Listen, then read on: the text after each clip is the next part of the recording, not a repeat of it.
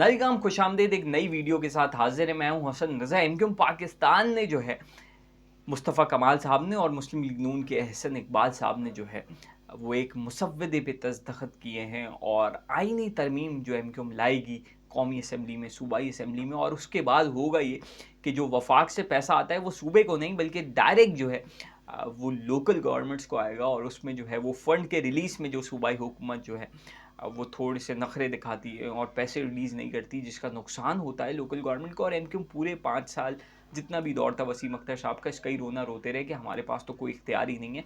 तो ये वाली आईनी तरमीम एमक्यूएम ने पूरा इलेक्शन इसी की बेस पे लड़ा और एमक्यूएम को इसके लिए हिमायत दरकार होगी। टू थर्ड मेजॉरिटी चाहिए होती है ऐसी कोई भी तरमीम को पास कराने के लिए जिसमें पीपल्स पार्टी की भी सपोर्ट रिक्वायर्ड होगी। बट पीपल्स पार्टी क्या ऐसा करती है? ये तरमीम अगर होती है तो ना सिर्फ इसका फ़ायदा एमक्यूएम को होगा बल्कि बहुत सारी पॉलिटिकल पार्टीज़ जो भी सूबे में और डिस्ट्रिक्ट लोकल लेवल पे जो काम करती हैं। और मुस्लिम लीग नून ने अभी तो इस पे रज़ामंदी ज़ाहिर कर दी है, बट इसका नुकसान उनको भी ऐसे होगा कि मुस्लिम लीग नून भी इससे कमज़ोर होगी, क्योंकि अगर डिस्ट्रिक्ट की सतह पे पीटीआई की गवर्नमेंट आती है तो नून लीग भी नहीं चाहेगी कि वो फंड्स को रिलीज़ करे। तो अभी तो उन्होंने जो है वो हामी भर लिया, क्योंकि एक तरफ वो पीपल्स पार्टी पे भरोसा तो कर रहे हैं, बट उनको पता है कि पीपल्स पार्टी जो है वो हर तरह से सेफ खेल रही है और पंजाब में उसने एंट्री देनी है और वो हल्की हल्की एंट्री दे रही है। और उस सूरत में अगर वो एमक्यूएम को अपने साथ नहीं मिलाते तो ऐसी सूरत हाल में पीपल्स पार्टी आगे जाके उनको ब्लैकमेल कर सकती है। तो इसलिए फॉर द सेफ साइड वो एमक्यूएम को अपने साथ लेके जा रहे हैं।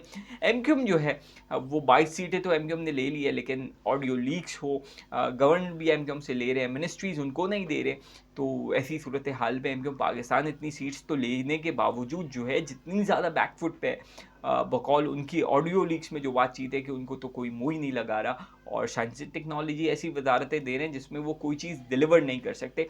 और एमक्यूएम ने जैसे तैसे भी ये सीट्स तो ली हैं, बट उसको अब डिलीवर करना होगा, अवाम में जाना होगा। सबसे इंपॉर्टेंट बात जो आज जो मुआहदा हुआ है उसमें ना तो सदर पाकिस्तान के हवाले से कोई एमक्यूएम ने वादा किया है कि हम जो है वो जरदारी साहब को वोट देंगे, ना ही चेयरमैन सेनेट के हवाले से। अलबत्ता वज़ीर आज़म के जो उम्मीदवार है शहबाज शरीफ, उस पे एमक्यूएम ने जो है वो रज़ामंदी ज़ाहिर की और शहबाज शरीफ साहब को वोट देने की यकीन दहानी कराई है। तो इसका मतलब है कि पीपल्स पार्टी से अभी भी कोई अनबन है और बिलावल साहब ने ये कहा है कि अगर हमें गवर्नेंस नहीं मिलता तो फिर एमक्यूएम और नून लीग देख लेगी। तो इत्तलात यही है कि अब जो है वो कामरान टिसोरी साहब को जिस लिए लाया गया था वो काम हो गया है और उनका जो बेसिक टास्क था वो तो यही था कि उनको मर्ज करना है इन सारी पॉलिटिकल पार्टीज़ को, जो उन्होंने कर दिया। उस टास्क में वो कामयाब हो गए और अब वो जो ये चीज़ें कर रहे हैं वो अपनी ज़ाती हैसियत में कर रहे हैं, बट एज ए गवर्नर उनको जो है वो इस चीज़ के लिए जो है वो कंसीडर नहीं किया जा रहा कि वो रमज़ान में कितनी अफ्तारियाँ करा रहे हैं या कितनी बाइक्स बांट रहे हैं या कितने आईटी की कोशिश करा रहे हैं।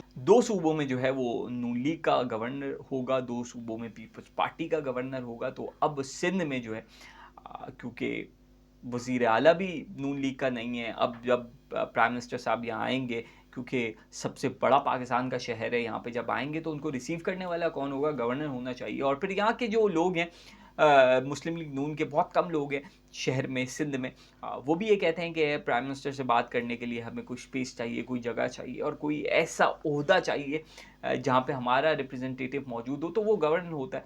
तो या तो फिर मुस्लिम लीग नून बशीर मेमन साहब को लाएगी, लेकिन बशीर मेमन साहब जो हैं वो ज़रदारी साहब के लिए काबिल कबूल नहीं होंगे।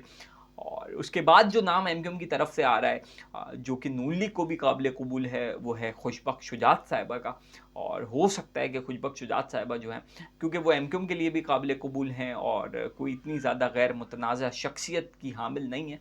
पहले जो है यकीनन उन्होंने एक ख़त लिख दिया था इंडिया को अल्ताफ़ हुसैन साहब के हुक्म पे, बट आई थिंक वो चीज़ें अब क्लियर हो गई हैं और सिक्योरिटी इदारों ने उसकी क्लियरेंस दे दी होगी, जब भी उनका नाम जो है वो कंसीडर किया जा रहा है। तो आने वाले दिनों में हो सकता है कि एमक्यूएम के ही गवर्नर हो और उस पर नून लीग भी मुत्तफिक हो और वो खुशबख्श शुजात साहिबा हो सकती हैं। इसके अलावा भी एक आध नाम है, बट उनकी अभी कन्फर्मेशन नहीं है। ये नाम जो है वो अभी ख़बरों में है। तो खैर कराची वालों के लिए, सिंध के लिए हो सकता है ये अच्छी खबर हो कि जो एमक्यूएम ने नून लीग के साथ जो ये मुआहदा किया है, और अगर ये आईनी तरमीम पास हो जाती है तो इसका डेफिनेटली फ़ायदा आवाम को तो होगा। बट देखना होगा कि जब ये करारदाद असेंबली में आती है तो पीपल्स पार्टी और दूसरी पॉलिटिकल पार्टीज़ इस पे कितनी सीरियसनेस दिखाती हैं। और एमक्यूएम जो है वो अपनी जानिब से तो दौड़ लगा रही है, वो तो लगाएगी क्योंकि उसी बेस पे उसने इलेक्शन लड़ा है। तो आगे देखते हैं इस पे क्या सूरत हाल बनती है। आखिर में वीडियो को लाइक करना ना भूलिएगा, चैनल को सब्सक्राइब करना ना भूलिएगा। मिलते हैं अगली वीडियो में। अल्लाह हाफ़िज़।